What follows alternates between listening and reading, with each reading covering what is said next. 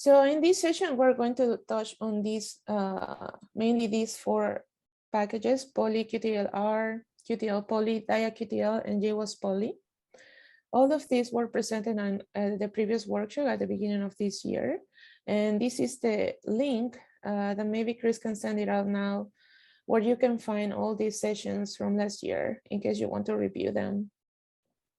So that link is going to lead you to this website where the four packages are. When you click on the first one for poly QTLR, it's going to lead you to this Google Drive where there are 5 different files that were used in the previous workshop. Indeed, one of them is an R document, which has a script where you can use for installing the package. And not only that, it has an example, and it has the rest of the files that you need to follow that example.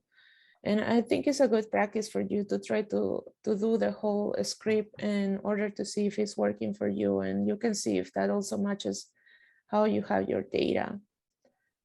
So we're here when you open this R file. So once you open that R file, you can see that for installing QTLR is poly QTLR. It's pretty simple, just as I think Gabriela mentioned last time. This is in cron, which means that you just write down, install that packages poly QTLR. You run that, and it will start installing the package. There is no specifications for this package. It's very straightforward.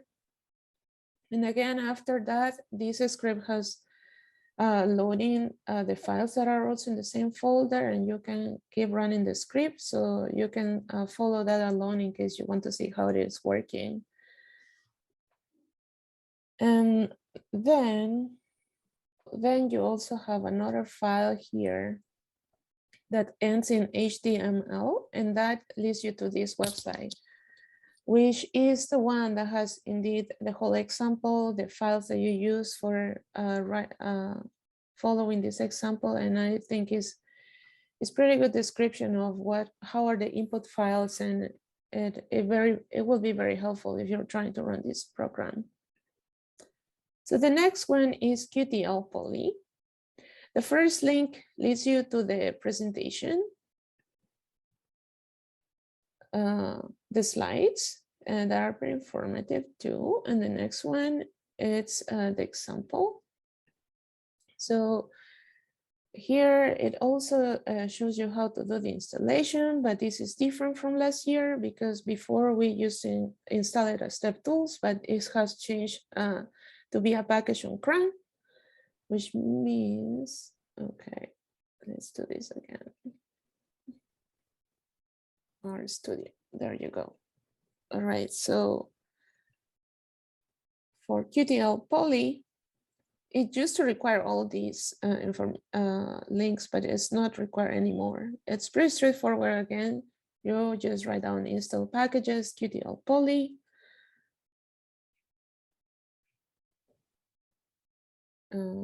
Well, I already installed it, so that's why it's asking me if I want to install it again.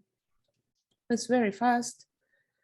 And the way that you make sure has been installed is by running the library QTL to make sure it's loaded to your R, and it is working too.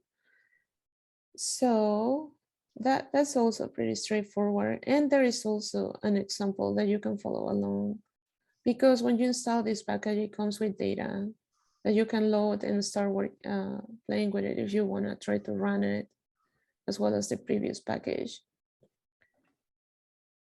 The next software is dia-QTL. So for dia-QTL,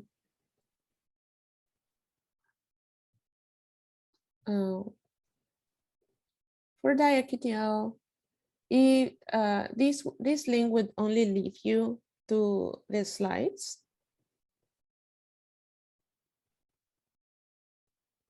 Okay. To these slides. But if you want to install it, maybe Chris can help me send in the chat this link on GitHub this link on GitHub for diaqtl. If you just scroll down, it gives you here the code to install the package. So you will have to install first DevTools, and I think that was one of the questions on the chat. You need to install this before you install diaqtl. So when you run all this script right here, these 3 lines, that will be pretty much everything you need to install diaqtl. And I guess I don't need to go to R again to show that, but that's pretty straightforward. And it will be the same case for the last one for GWAS Poly. This link, again, will lead you to the slides from last year. But Chris maybe can send the other link too for GWAS Poly on GitHub. And it's the exact same code. You need to install DevTools, and then you just put the link to this GitHub where the package is. And that's it. That's all you needed for that. Again, for the last 2 packages, for diaqtl and for GWAS Poly, there is a vignette available. When you click here, it will lead you to this website where you can have a whole example of data that is also uploaded on the package. And when you just follow along this, the code that is on these gray kind of squares, then you can see what is the structure of the data, what files are required, and all that. So from following that, definitely it might generate some questions that you can share with us in the chat. A person said that was having problems with diaqtl installation, but maybe it was just because of DevTools. Okay. Yes. So for diaqtl, definitely this is an important step to install DevTools, and then you will go and install diaqtl as well as GWAS Poly. Something I forgot to mention is that for QTL Poly, it will require you to have this R version. So you need to make sure you have the latest R version installed in your computer before you install the package. And if you use RStudio, like I'm using right now, you will also need to have an updated version of RStudio because some of the plugins will require you a newer version. And so just make sure you update both of those before you try to run this software. And yeah, so the installation for all this software is pretty straightforward compared to previous sessions. While you keep thinking on that, maybe we can start talking with Gabriel about the installation of Pedigree Sim. Java is necessary to run Pedigree Sim, which is a software for simulating both map and QTL effects for polyploids, autopolyploid species. So when you click this link, let me share my screen so I can show it better. When you click this link, you find options for downloading installation files for Windows, Mac OS, and Linux. Okay, both Windows and Mac OS, you just need to download one file, double click it, and it will install Java for you. This is pretty simple and straightforward. If you are using Linux, you can try to follow the instructions on this website, but there is another way where you can install this. Just running one command on the command line.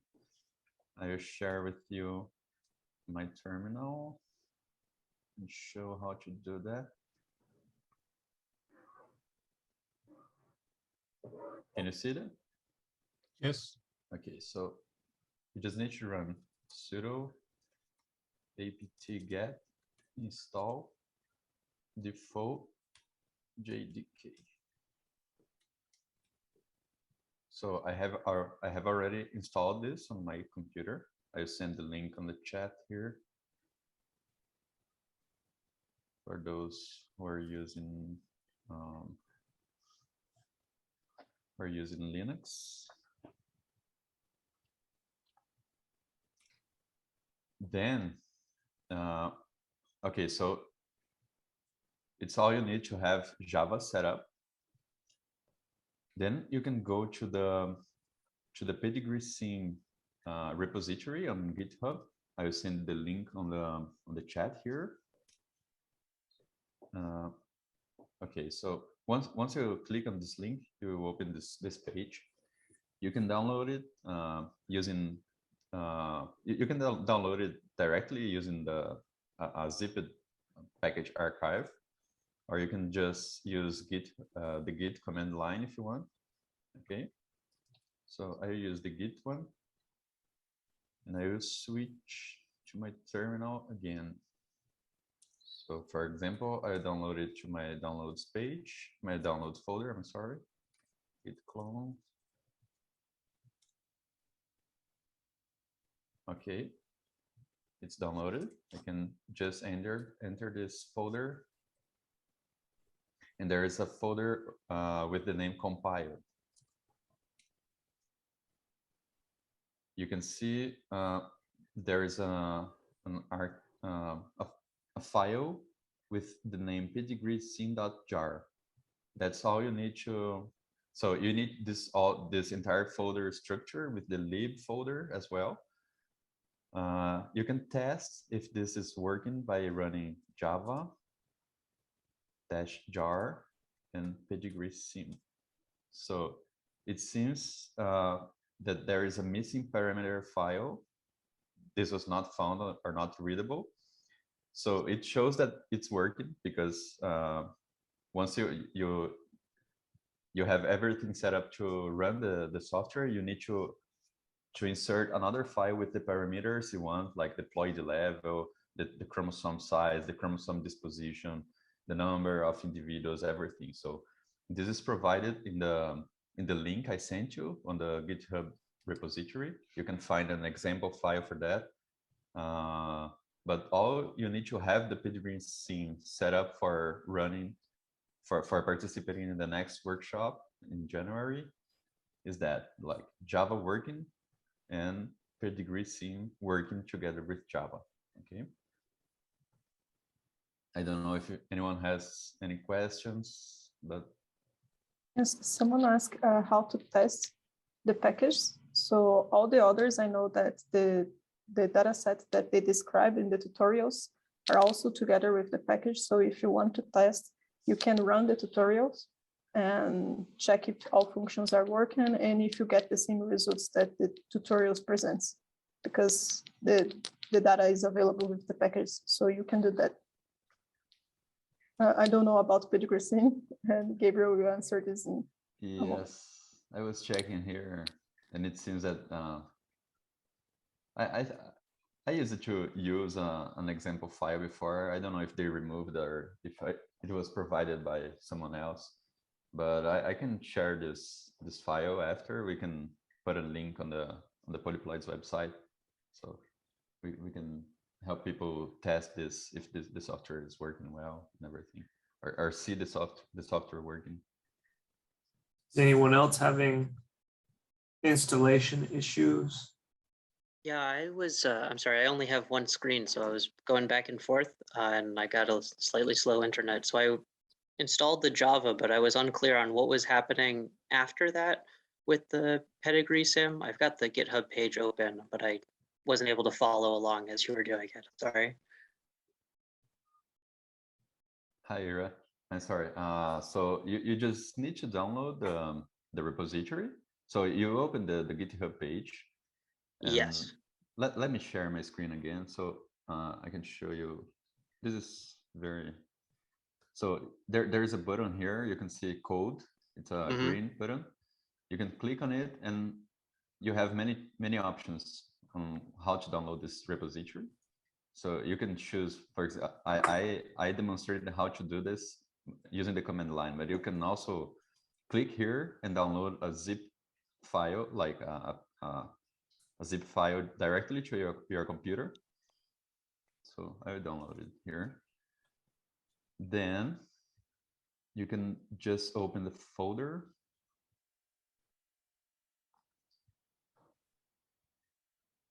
Let me share my other screen here.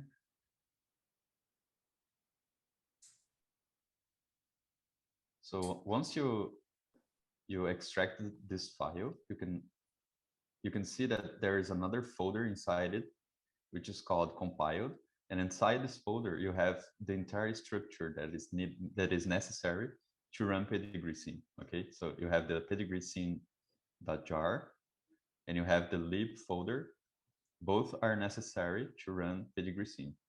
So okay, so you can just open a terminal inside this folder, or you can open a terminal and navigate to this folder and run Java.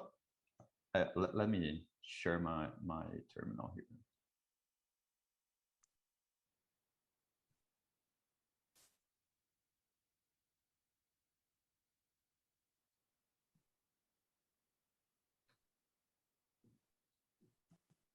Can you see my terminal? Yep. Okay, so I navigate to the folder where I downloaded it. Downloads, pedigree scene, compile. Then the file is here. You just need to run java-jar and the file pedigree scene.jar. And it will as of now, I don't have any example to show you how the software runs, but if you see this message, like there's a parameter file missing, this shows that the software will work once you have this parameter file. Okay. And this file and all the examples and everything that is needed to run the software, we will make it available in the Polyploid's website. As David mentioned, we will make it available about 1 week before the next workshop. And you'll be able to run the software with the examples that Roland provided us. Okay. Could you run? Yeah, so I'm navigating. Hang on. Okay. Yeah. So you got the pedigree sim folder and then you went into the compiled section. Yes.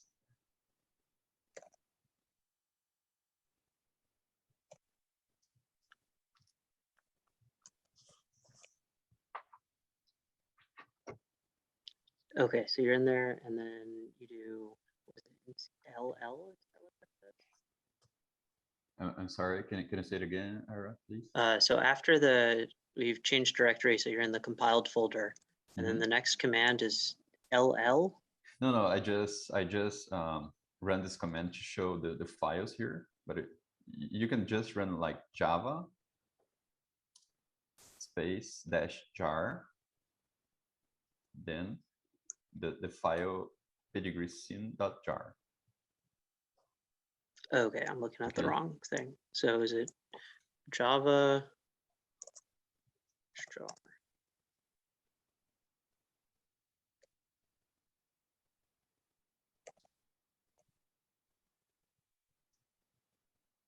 Okay, cool. Okay. All right, thank you. Okay, you're welcome.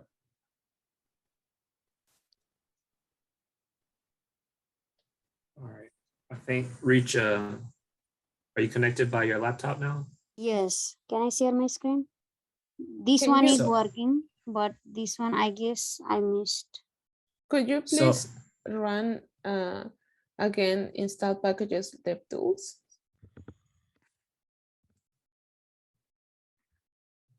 That one's already, it's installed, but it needs our tools for, This one is not working, I guess. here, let me get the link that you need. You're using 4.2.1.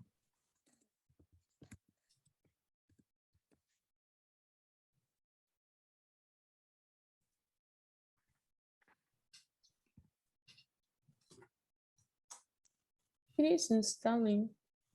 Okay. Yes, just put all or one. over here.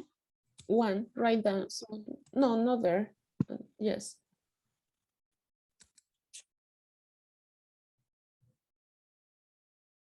Yeah, it is installing.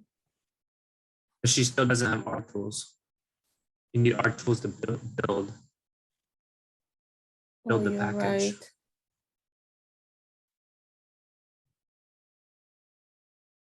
Or maybe it will build. I'm not sure. I think so.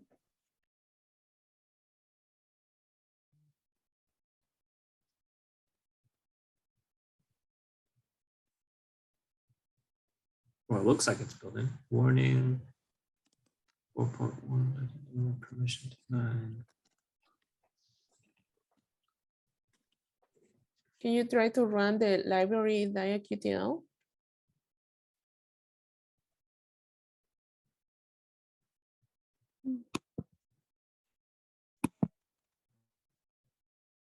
Yeah, It works. yeah, it worked. So this is It's nothing. installed. That's This fine. one permission denied. Okay. You installed it. Okay. Thank you. Yep. Is it the same for the GWAS one also, like?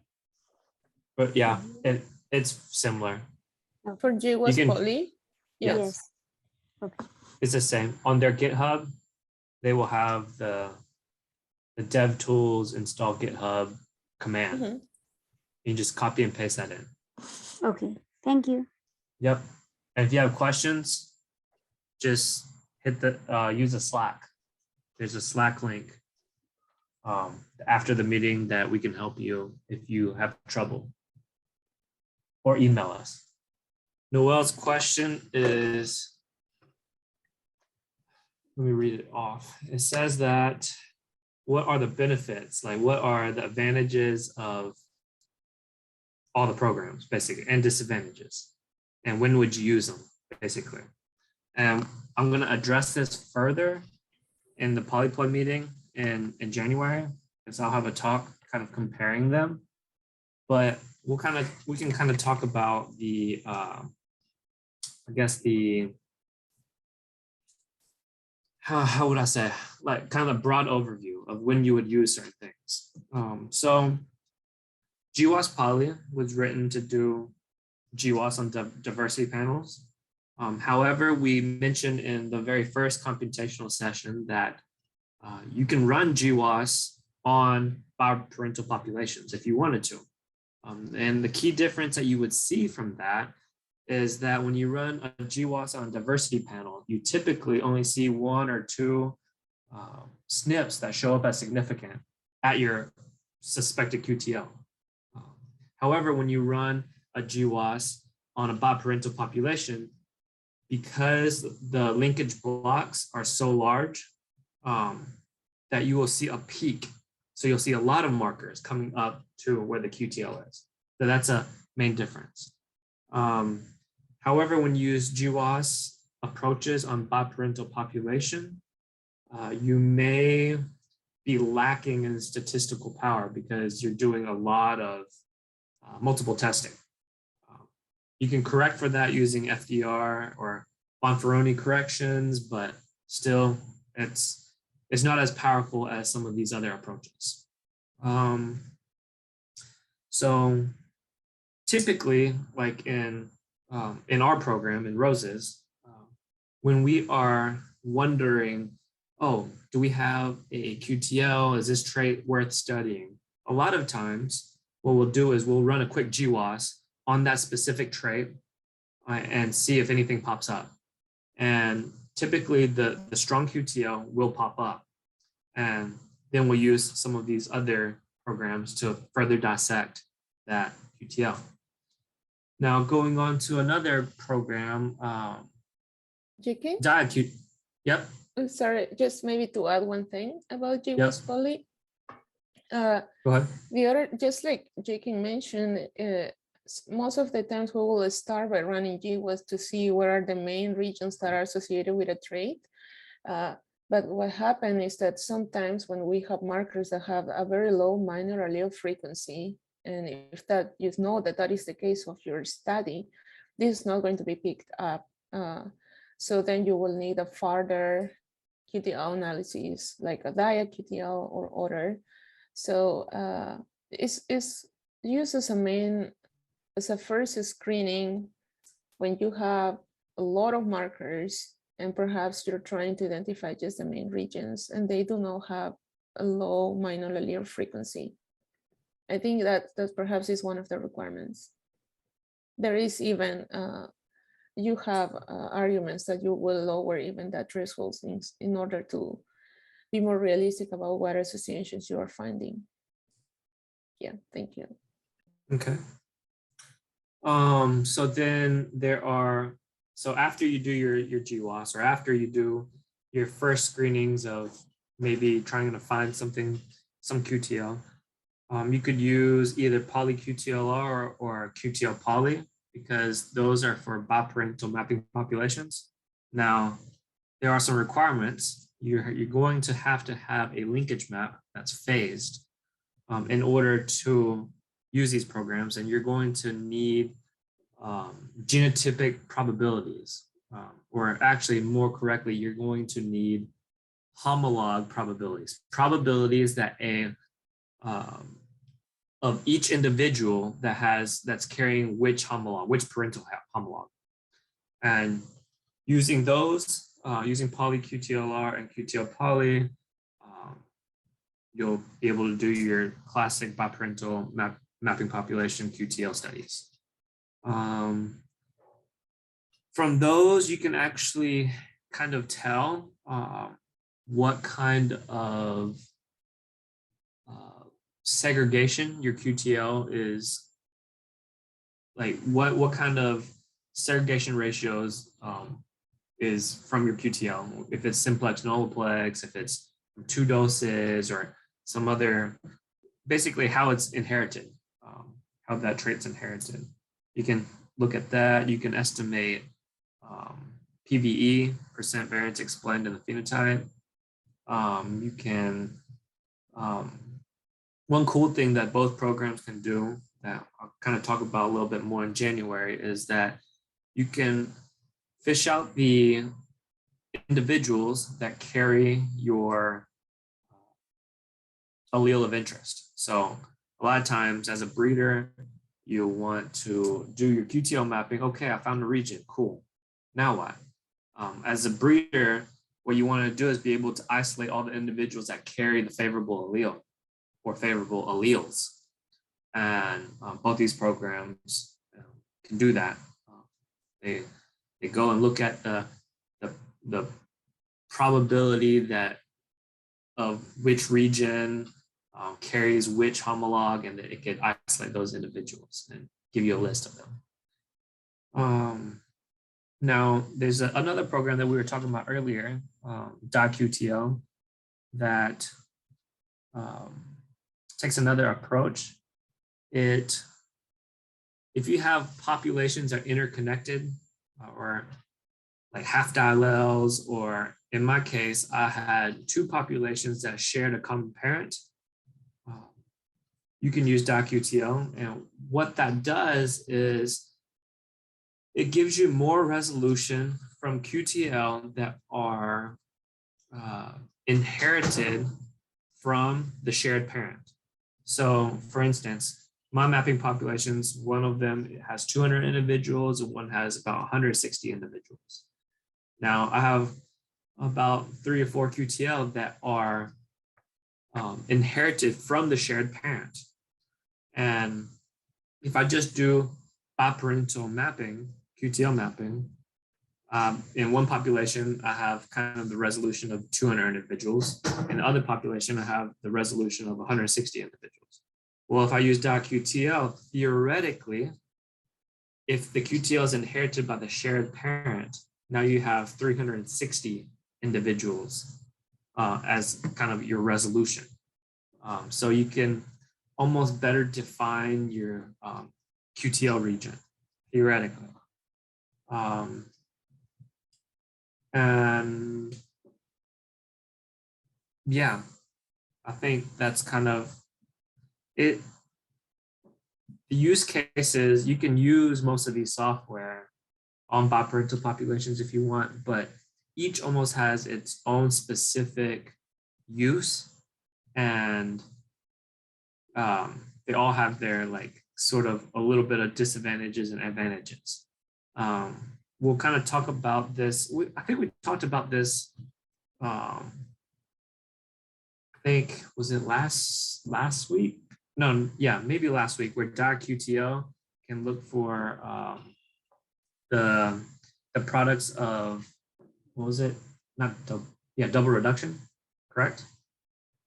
You can look at those products, and whereas the other QTL mapping software cannot, because that's one of the assumptions that doesn't happen for the other populations. But hopefully that kind of gives you a broad overlook on the pros and cons and why you would use one over the other. So. Yeah, so on that note, actually polyQTLR, they are going to present this year the improvements that they have gone to their software. And one of them is that polyQTLR now is more versatile, and it will allow you to account for double reduction. The other thing that I think is very important when you decide which of these softwares to use is that what is your data coming from? When you are planning to do a mapping and you have one cross and their progeny for a biparental population, this is because you are specifically studying certain trait, but in most of the cases, when you are leading a breeding program, you end up having many populations that perhaps you have genotyped them all, and as this is part of a breeding program, you have populations that are interconnected, like Jekin mentioned. So the possibility to do these interconnected populations in DiaQTL is actually more to be able to use all this information that we are all having. We have a small population sometimes. We have 5 different populations, and each of them have around 70 individuals. They are all interconnected because they are part of our breeding program, and they are all genotypes. So then why not to have a QTL mapping from them, right? So that, I think that's one of the main advantages from DiaQTL, that it is a out of this group, this is the only one that is a multi-parental QTL mapping. And because of that, I feel that it's more important for breeding programs, which is very different when you have designed a population that is already large, and definitely it's good to use the other softwares for those other cases. So yes, just looking in the future, I think most people now have genotyped most of their populations in their breeding programs, and they have different populations. So I think everybody will benefit from just putting them all together and try to map traits that, like Jenkins said, you might need the influence from more parents to be able to see how these are segregated in certain traits. Sometimes they just don't, and you are not able to see the QTLs is just because perhaps that one parent is not segregating for it.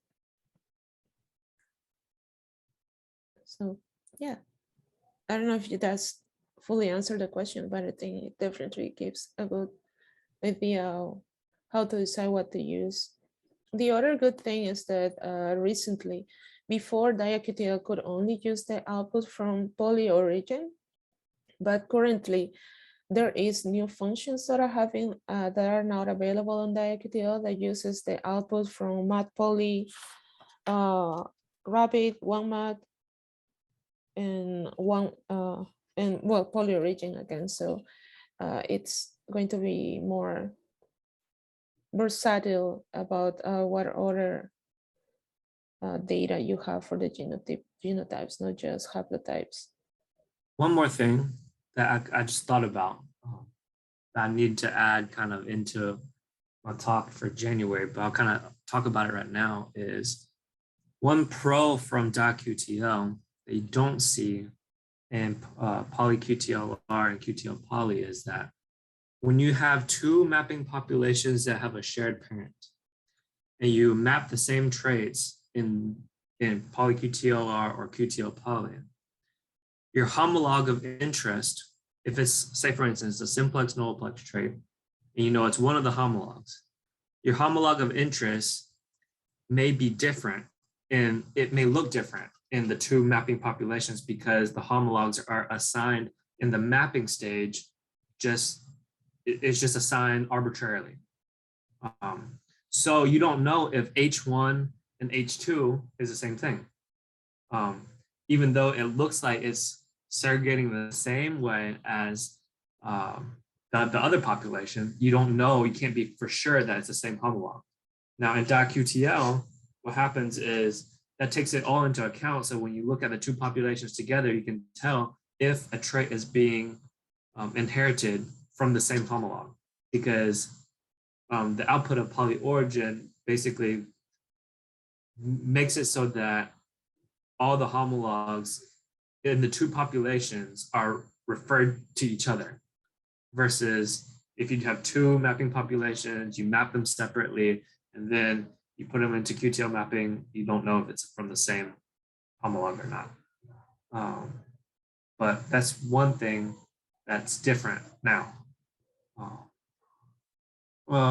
There's a question in the chat that says, can all packages handle the same ploidy levels? Right now, I think, so GWAS poly, I don't know, GWAS poly and DAQTL, do you know, Maria? Yes, they have it built for polyploids, and not just polyploids. I know that GWAS and the QTL also work for diploids. The input files will be different, but in this case, they all work for diploids and any other ploidy level. On the same note that what Jenkins was mentioning about how is using the information for the haplotype in both populations that have the same name, is because those files will come from polyorigin. So it has a lot to do with how these were generated.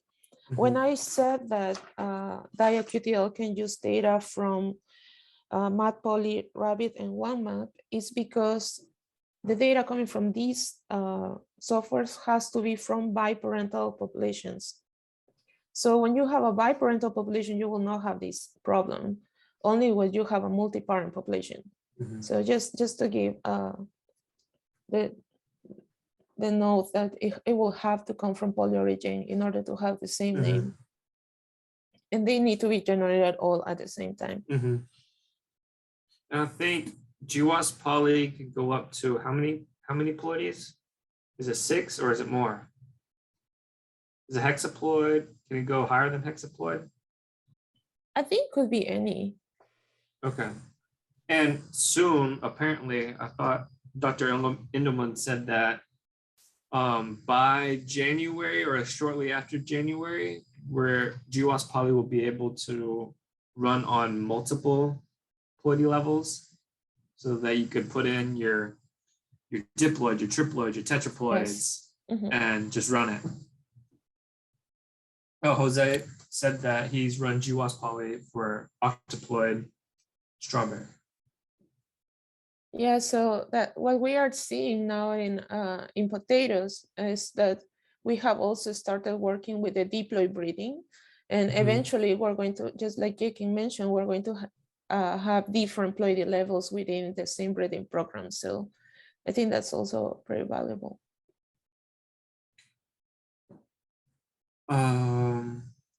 I know polyQTLR, I was trying to use that on a hexaploid, and to be able to generate the probabilities using the HMM chain, if you go higher than a tetraploid, it takes a long time. So you have to use some other methods. I think it was called a heuristic method. It said that ploidies, hexaploid and above, you would have to use that other method, or else you're going to need access to some kind of supercomputing facility.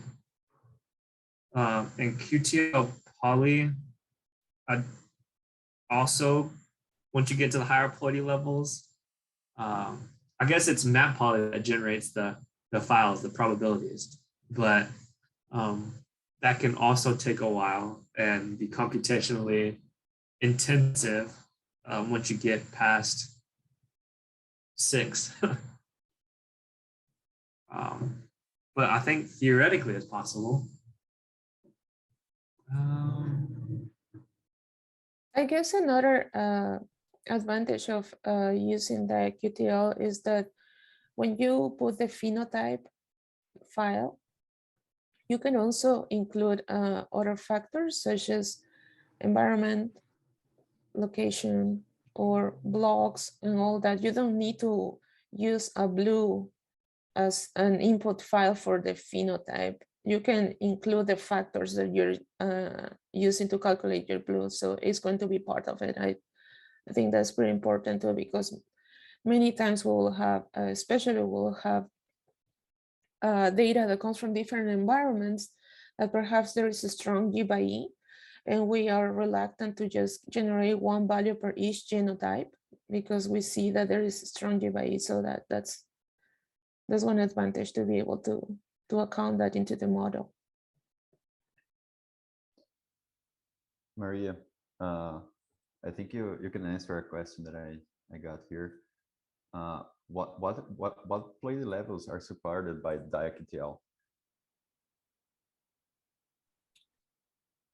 I think I mentioned that you can do any ploidy level and diploid, so I don't think there is a restriction. Okay, but for multi-parental populations, you need to get the previous analysis, like the linkage map from polyorigin, right?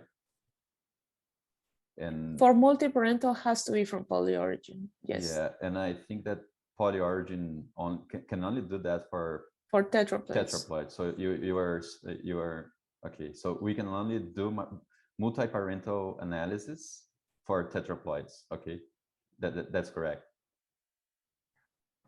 Okay.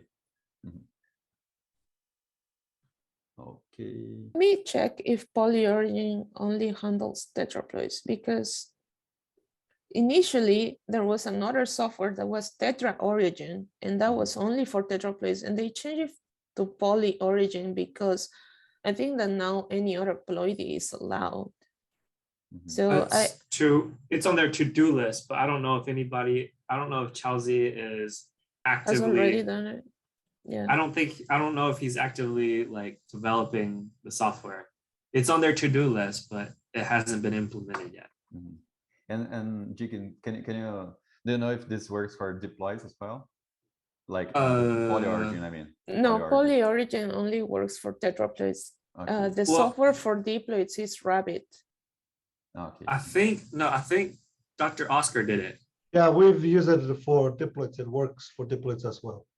You just have to code it 0, 1, and 2 instead of 0, 1, 2, 3, 4. It actually phases them well, and we've compared the results with other software, so it works okay with diploids. Oh, okay. It's not explicitly said on their website, but we've tried it. That's we tried the other one, and yeah, I wasn't sure if it was able to phase them well, but good to know. We can try it too.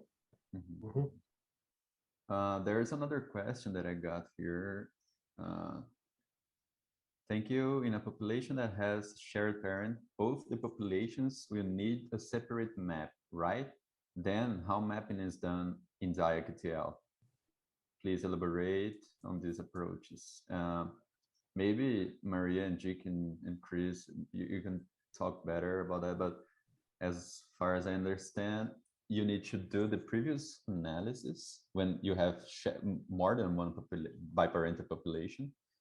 You have to do the analysis on polyorigin, as we were talking before, and polyorigin will provide the homolog probabilities for all parents, right? So you estimate, you phase parents jointly, like together, okay, in one approach. You don't need separate maps, right? There's a couple ways that you could go about it. So in polyorigin, you can feed it your raw genotype files, that's assuming you have a reference genome, and it's using the reference genome positions to order the markers and get the parental haplotypes into the right phases. Or we haven't done this, but theoretically it is possible. And polyorigin can do this, is if you have like 3 or 4 mapping populations that you want to analyze together, they're interconnected, you can have linkage maps from all of them separately. You make a consensus linkage map, and you put that consensus linkage map in for the physical position and tell the program this is a linkage map. You put the dosages in, and then it figures it out. So Yeah, you so can either, yeah. you can, the input can be either the physical map or the genetic map. Mm-hmm. And you just put the positions and the chromosomes. If you don't have them set up, it will do it for you too. So there is an option for that. But I don't know, does anybody, I don't know, maybe one of y'all would know a good software for making an integrated consensus map? Because that's like one of our issues. It takes forever. Chicken, we are working on that. MapPoly, we are working on the expansion of MapPoly to build integrated maps for multi-populations.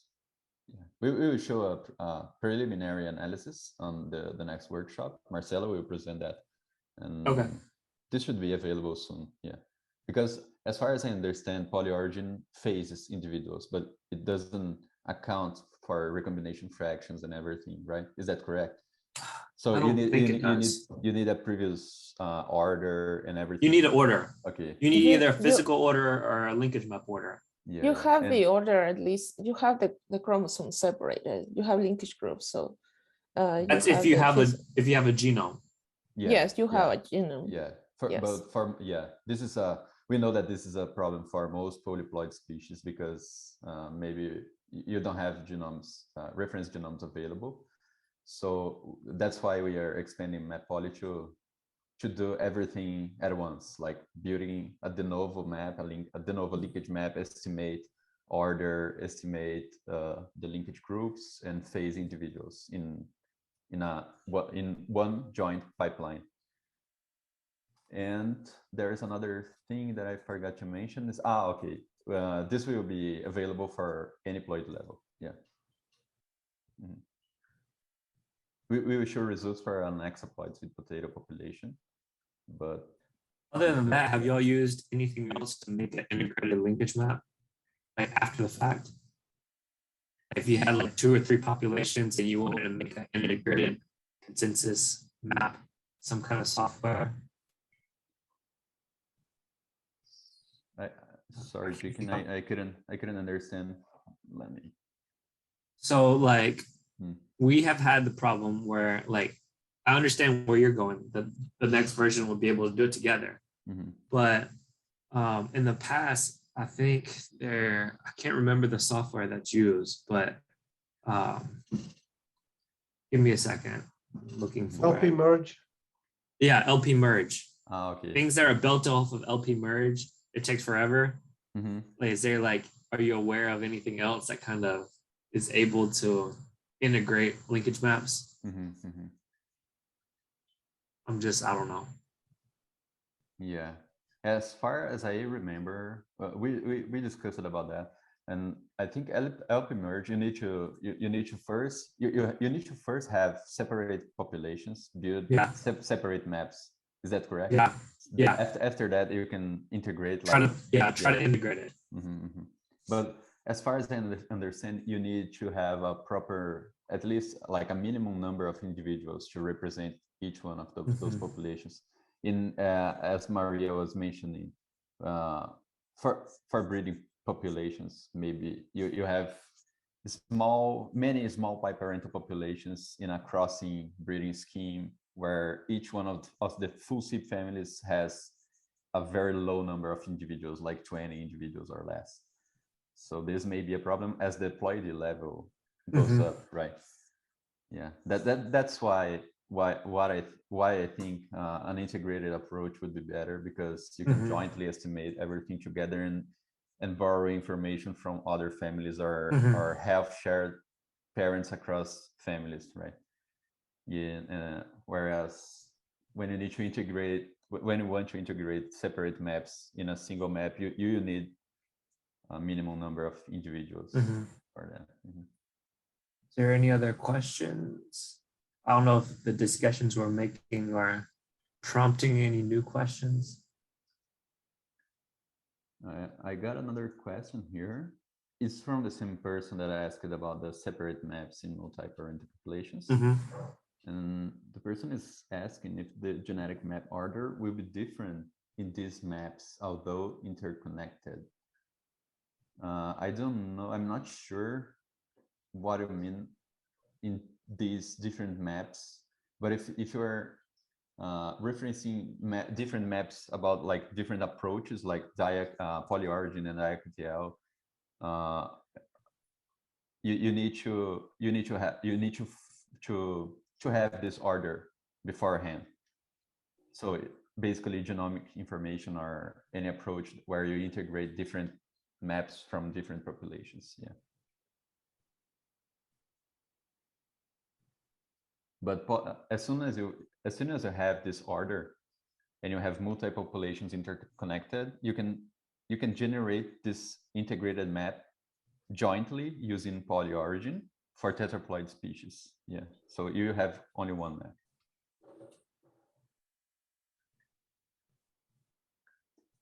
The same person is asking another question. I have 90 individual, another 185 individual, which share one parent. Which software can be used to have a consensus map? As of now, you can use poly-origin. Yeah. What is diploid? Yeah, we need to make sure the person did not mention the diploid level, but as we discussed, it's diploid, so it may work with poly-origin, right? Yeah, it should work. Yeah, it should work. But you have to get a kind of a global estimation. Your centimorgan estimations isn't going to be correct unless you have some kind of estimation from another mapping. So if you have a mapping and you're like, oh, it's about 1 million base pairs per centimorgan, then you input that into poly-origin, and it builds kind of like pseudo estimates the centimorgan length, because it doesn't really. I don't believe it actually looks at recombination fractions or anything. It just kind of forces things. Yes. Yeah, but when you have the genotypic probabilities, it will tell you which haplotype you have. So when you see the change in haplotype, you can see the recombination events. But the centimorgan like estimates isn't. It's defined by what the user puts in. Yeah. So if you said every 10,000 base pairs is 1 centimorgan or something, it'd be drastically different than 1 million.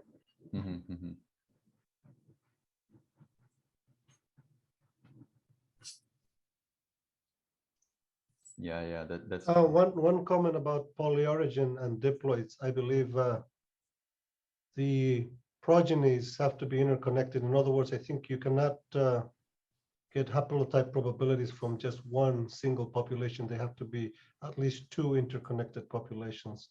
So if you're going to work with diploids, you have to be working with interconnected populations in diploids, just as you would for polyploids up to tetraploids that we've tried. You cannot haplotype a single biparental in poly-origin like you can in MapPoly or other mapping software. The same person that asked that other questions say that she said that my question is about using genetic maps for consensus map if we have different order in each map. So I assume that you mean using LP merge, as you can mention. Yeah. So if you have 2 populations and you build the separate linkage maps for them, then you try to merge using LP merge. I don't know, Jikin, do you know if you have different orders, how does LP merge handles that? It should figure it out, but it takes a long time. LP merge takes a long time. Yeah. And I don't know if Endelman has been updating it to do, I don't think so. I think the last update was 2018 or something like that. And I don't know. But GCAN, it's also a function of marker number, isn't it? Yes. It LP is. merge It is a very function. efficient if you've got pretty sparse maps that Yes. that can be easily merged. But the issue with time really is when you want to do thousands of loci. So I guess one could be practical about making sure that you work with maybe a sufficiently large enough number of markers, but not excessively so that you can run something like LP merge to give you nice integrated maps to run your QTL Yes. analysis in a short time rather than waiting until the best software comes around. Yeah. That is true. That's one thing I forgot. It was because I was trying to run things with 1,000 markers on a chromosome and it was taking forever. Okay. Of course, you don't need 1,000. Yeah. So yeah, it would DAQTL will only be useful if they had that shared parent. But if they have, I guess it may be faster just to, if they have a reference genome to run polyorigin. Oh, yeah, to run polyorigin, or just from their linkage map, their separate linkage maps, get an estimated base pair per centimorgan ratio, and then input that into polyorigin and run all of it together. But that's assuming they're either all GBS'd on the same run or they all have the same mark. Like you need markers that are the same. The same, yeah. If it's different GBS runs and the marker names are all different, then that's a little. No, it won't run because polyorigin also will throw away the markers that are not. They have to have the same marker for all the individuals, and if there is even NAs and things like that, that you are not, it's not. There is no certainty to assign the haplotypes. It will throw them away too. So whatever input you get in, you will end up with less markers that you have the haplotypes for. You had mentioned the doing multiple different GBS runs. If you were to take the alignments, even if they were done on different tools, and then do the alignments are done separately, and then make the SNP calls based off of the combined alignments, would that work? That's a Chris question. Yes. You need to make sure that you are using the same reference genome and same reference genome version. And then you can use the alignment files to do the same SNP calling. And then whatever you use, we put all markers together for all individuals. So you should not have problems. Yeah, you can have different GBS runs, but as long as you do your SNP calling in the same, all your individuals in the same SNP calling, then you should get the same SNPs, right? Yeah, because you are using the same reference genome. Yeah. So if you name the markers using the chromosome and position, should be the same markers. My fear was that population 1 with the 90 individuals was called separately, and then the one with the 190 was called separately. The SNP calling was done separately, and sometimes you run into issues of not having overlapping markers, or maybe some things get shifted, stuff like that.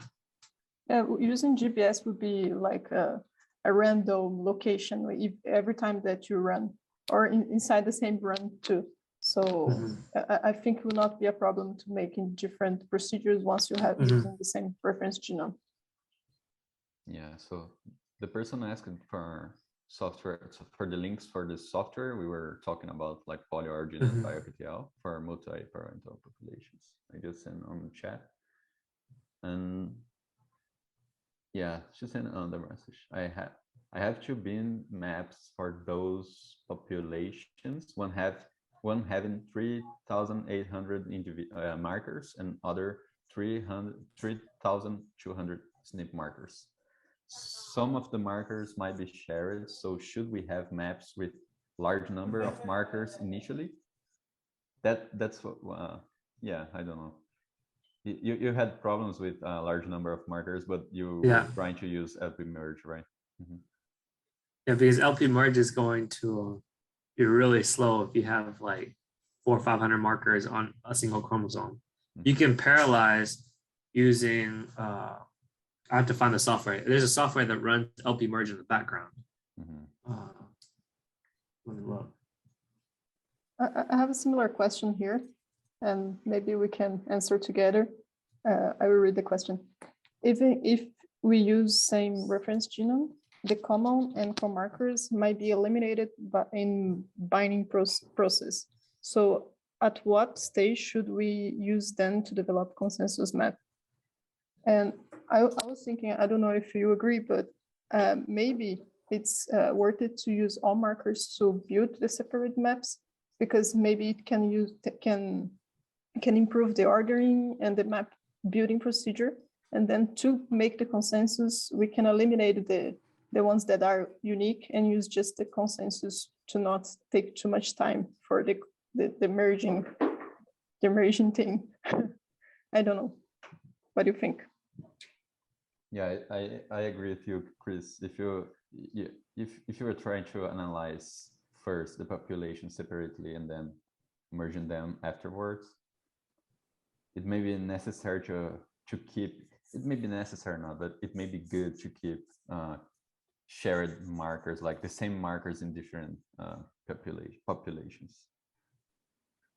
But the best approach would be analyzing everything at once, like in an integrated and joint analysis, like PolyOrigin and DiQTL does, and soon we'll have MapPoly doing as well. Yeah. If people come up with questions further, they can always send us the questions to our emails or to Slack channel. And I think that's going to be more active later on during the workshop.